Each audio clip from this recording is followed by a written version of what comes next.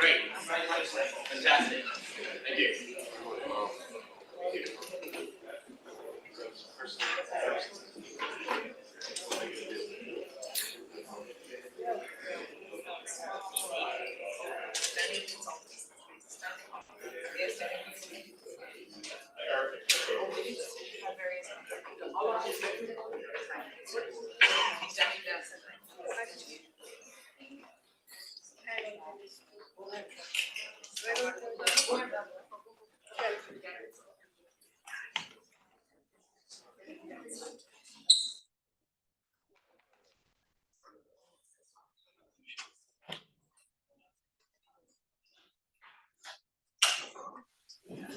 Hello, this is Jennifer. Can you hear me?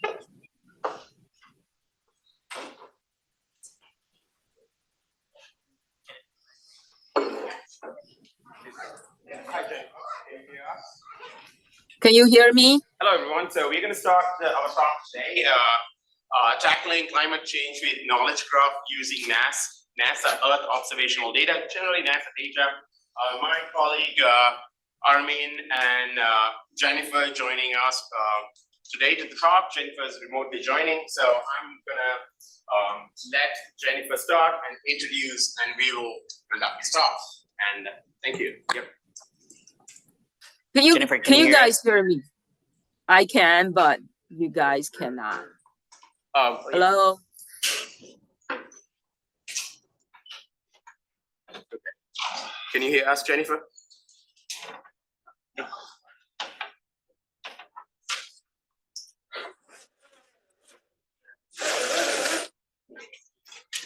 So how are you all doing today? Good morning. It's a good crowd, and I think because this subject is very important to us, I believe you are here today because it's not only impacting you, it's impacting your children and your grandchildren. Because if you look at what's happened in Abu Dhabi and Dubai, the floods, and what's happening in Vietnam, Cambodia, India, heat waves through 45 degrees Celsius. It is normal to have that in Dubai, but it's not normal to have that in Myanmar during that time. So things have changed, my friends. These are the adverse consequences of climate change. Now, we are going to talk about how we can use publicly available data sets to tackle this, because this problem, if you don't tackle it, it's going to be a catastrophe, not for us, for our unborn children. Hello, this is Jennifer. Can you hear me? Jennifer, can you speak up? Yes, I am, but We can't hear you here.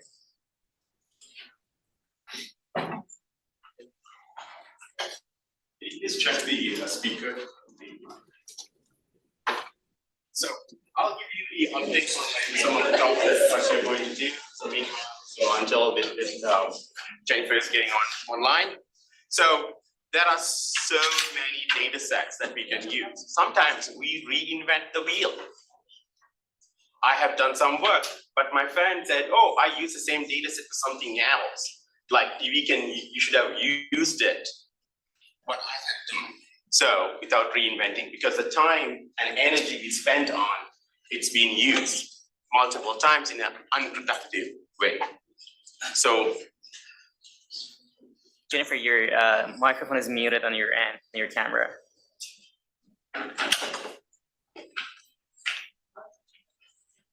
hello.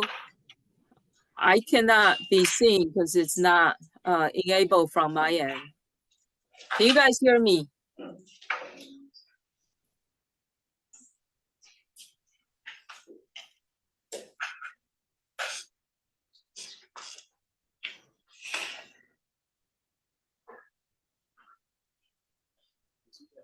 I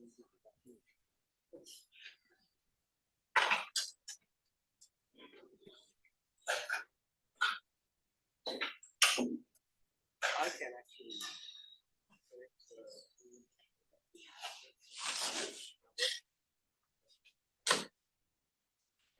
Hello, hello. Can you guys hear me? Hello? Hello? Hey, Jennifer. Hey, hello. Until we get to that, I think we can use you through the phone to present. Okay, Pull that so one. if this is the case, let me get started. I'm sorry. No, don't worry. So. Okay, so let me mute my thing here. Can you guys still hear me? Yes? Yes. We can hear you loud and clear through my phone. Yes, loud and clear. All right. All right. Okay, so should we get started? Okay, I know so we should we have get found started? the I time know we limit. have found a time limit. All right, thank Yes, you please so start. much. All right, And, thank you so much. And all right, thank you so all much. right, I thank you so apologize. much. I I cannot be there apologize. I in cannot be person. there in And person. make all this And make all technical this difficulties technical happen. difficulties My happen. apologies. So my My name is apologies. Jennifer So my Wei. name is I'm Jennifer one of Wei. the I'm NASA one Earth of Science the Data NASA Earth Information Science System Data project Information System scientist. project I'm currently scientist. based at the And Goddard currently Space based at Flight the Goddard Center. Space Flight Center. Along with my colleagues, Along can with you my move on to the colleagues, can next you move slide? on to the next slide? Along with my colleagues Along with there, my colleagues Armin, there, Armin, Mehrabian, who is Mehrabian, the expert in the data expert science, in the also data based at science, Goddard. also based And at next Goddard. slide, And next please. slide, please.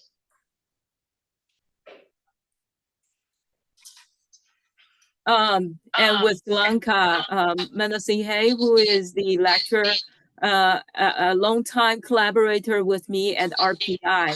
So next slide, please. Together, I really appreciate everybody joining us this session. I would like to invite you to join us tackling the climate change using the vast data sources from NASA. So empowered by this capability of knowledge graphs. Now you see this is a NASA satellite constellation oversee our Mother Earth. And this constellation satellite really provide us a crucial information for us to understand our climate. And this satellite use advanced technologies to collect very important data from space. So it can help us address environmental challenges more effectively. So you can see all these satellites actually started in 2000, a little bit earlier, but all the way till the future that NASA has sort of put in the future. Next slide, please. So how can we manage such a wealth breadth of information from satellite and from other institute and modeling information, really relying on NASA, the certified 12 data centers. We call it DACs. We have a 12 data center across U.S. Continent. As you can see, and these satellite center, these data centers really serve a pivotal hubs for storing and disseminating invaluable climate data. So these centers really acting as an integral components for Earth science data information system, really offering a specialized support and tools tailored to a specific disciplinary user community needs. So next slide, please. And this is just a snapshot from last fiscal year, how our data is being stored at the data center and how these data sets are being distributed throughout, who are our users and what kind of infrastructure that we put it out in there. We also have begun migrating the data and services and using the cloud infrastructure. So together, this simplified dashboard can provide us a way to understand what are the key data sets, how they're being used, and provide a very valuable insights for us to prioritize our work and to come out with more sustainable solutions in the future. Next slide.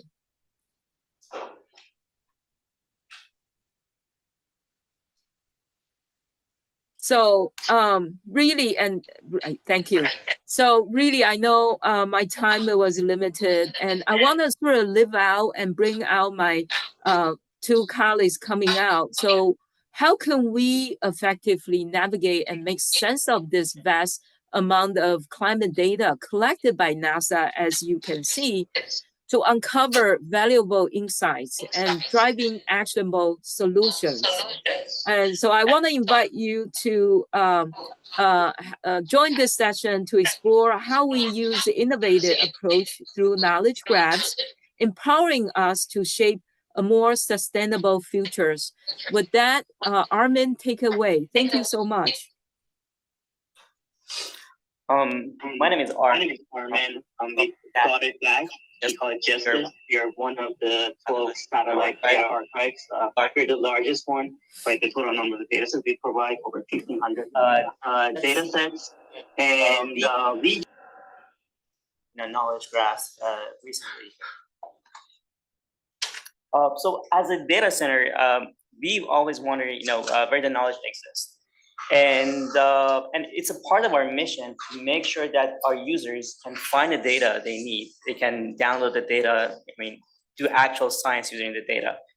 And when we, from our perspective, and traditionally, when any time that a new data set comes in, the first front is our data curation team. So our team, the Justice Stack, means, to give you a scale, we are anywhere between, 80 to 100 people, and we have an amazing data curation team. You can see an example of the metadata that our data sets have, and things like temporal resolution and spatial resolution, and other information such as science keywords. These are the special keywords that we tag our data sets with, so that users can find our data.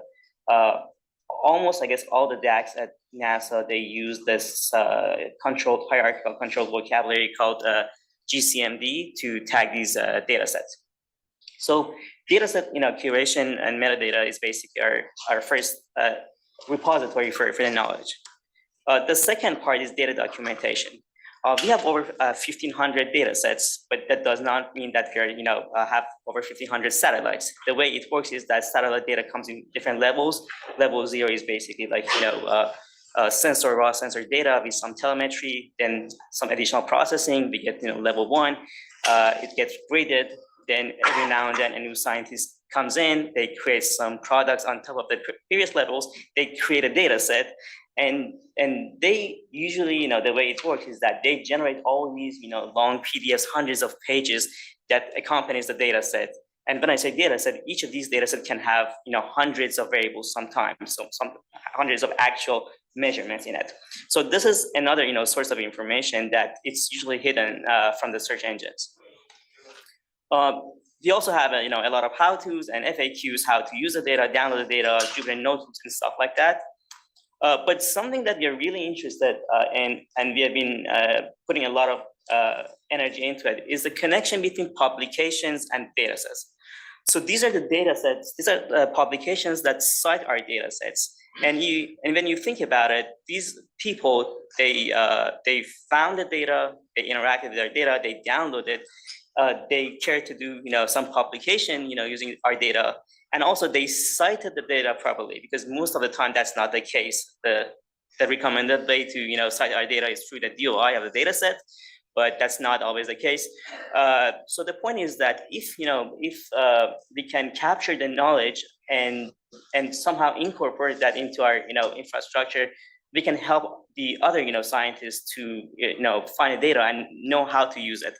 The bar chart on the left, it shows how the number of the citations of our data sets have grown over the years. The ones in blue are the ones that are cited through a DOI. The one with the red color are cited through the DOI. the ones with the blue the blue bars are cited through a lot of keywords. They can be data set name, a lot of things that indirectly indicate that people have used our data sets. And we're constantly monitoring lots of resources, Google Scholar, Web of Science, Scopus, and so many resources for these. And the whole story is that we want to be able to connect these publications to the data sets and give recommendations to users, because it's not really easy to navigate our data if you haven't used it before. I'm jumping through this rag all of a sudden, but the whole point is that I presented this work just a few months ago at AGU, and one of the ways that everybody is now using to combine all different sources of knowledge is through the rags.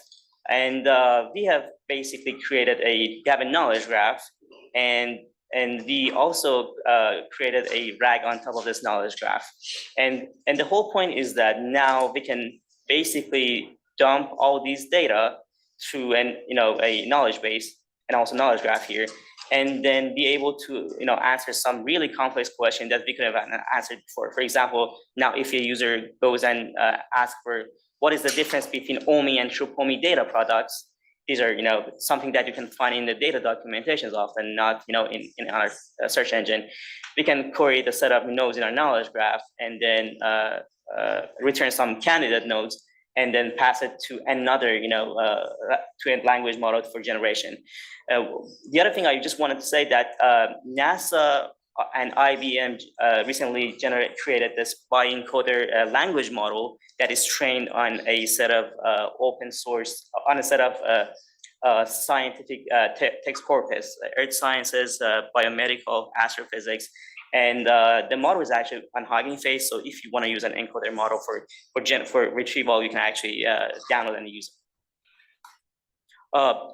This is again another example of how now we can actually integrate all of this knowledge and into the RAG and answer questions that we couldn't answer before, and get a really comprehensive answer.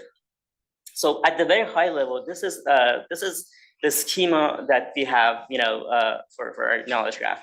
Everything kind of revolves around the data sets, and data sets have publications, data centers, FAQs, project platforms, instruments that are sensors, and also science keywords. So science keywords and publications are the two main important nodes in this graph that lets the users find the data.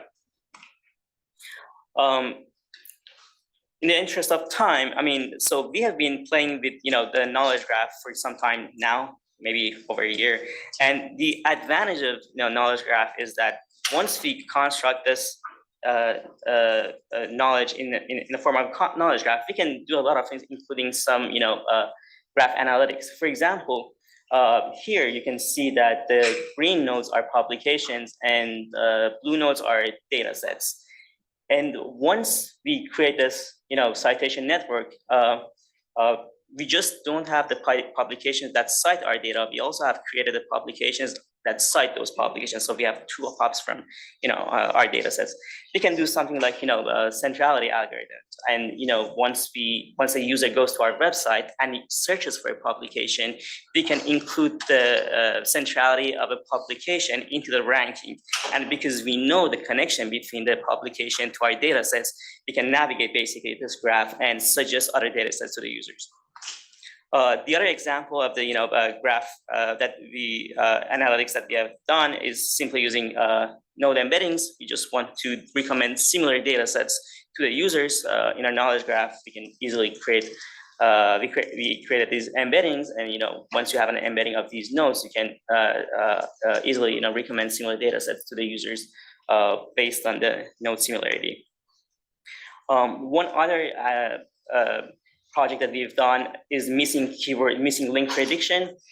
Every time we get a new data set, it has to be tagged with science keyword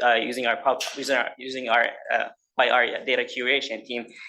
They do an amazing job, but oftentimes there are keywords that are missing and they need to be tagged. And we have looked into the link prediction to find the science keywords that a data set may need that's missing now in a data set, and we augment the existing science keywords using the link prediction algorithm. So just before I pass it over to Thilanka, this is a snapshot of if you go to our website, go to the publications, you search for something like a GPM, which is a global precipitation data set. You can find the data. You can find the publications, and the ranking comes from the page rank, and also things like you can find the data sets here tag that tells you, okay, if you're interested in the work of this publication, what data set you can use that with. So with that, I'll pass it over to Thilanka. Thank you, Armin. So I'm going to show you that what Armin and Jennifer mentioned about in the practical application setting. So I'm an educator. I work with students. I do research in RPI, and in my classes like data science, data analytics, and informatics courses, I use these data sets as well. Now let me show you some of the tools that NASA has developed in order for you to easily use and do some analytics to tackle this climate change related ones. So the important thing is you need to find out where existing research has been done, like the publication, so that you can link it, as Armin that mentioned. Okay, so let me show you how examples, some of the stuff that we have been using. So you can see there's another tool called NASA Giovanni. Now here we have done mapping the precipitation data update from 2022 May to October 1st. Easily you can see that. Now if I want to use that along with knowledge graphs, I can use this tool as well. There's another example, similar data sets being used. Now this one is the surface precipitation, and the other one in the middle here is the soil wetness, and the last one over there is, we talked about the soil temperature, the layer 1. Why it is important? Another adverse effect of the climate change is the crop frosting. Crop frosting means when the temperature lower below 60 degrees Fahrenheit or below than that, there's a chance when the precipitation levels happens, precipitation is rainfall and snowfall, crops can get frosted. That creates a huge effect, and it goes toward the food insecurities. Now, the punchline is, you can see the similar data set has been used for agriculture and also for flooding, and the same data set can be used for wildfire as well. Remember, the inverse problem of the wildfire is what? Flooding, right? We could use the rainfall data from the NASA Global Precipitation Mission. When you don't have enough data, rainfall, that means the drought, and it leads to wildfire. Now, with that, we have been thinking about the big picture. The big picture is, how can we integrate and implement environmental interaction knowledge graphs? Environmental interaction knowledge graph of wildfire, environmental interaction knowledge graph of floods, crop frosting. Together, we can share them, connect them, integrate them to implement Earth environmental interaction knowledge graph. Again, individual environmental interaction knowledge graphs can combine and use it in Earth interaction knowledge graph. This is the framework we are proposing, and we would love to share this with you and collaborate with you, gain your insights, tap into your wisdom, so that we can tackle this climate change problem and make a better future, not only for us, for our unborn children. Thank you.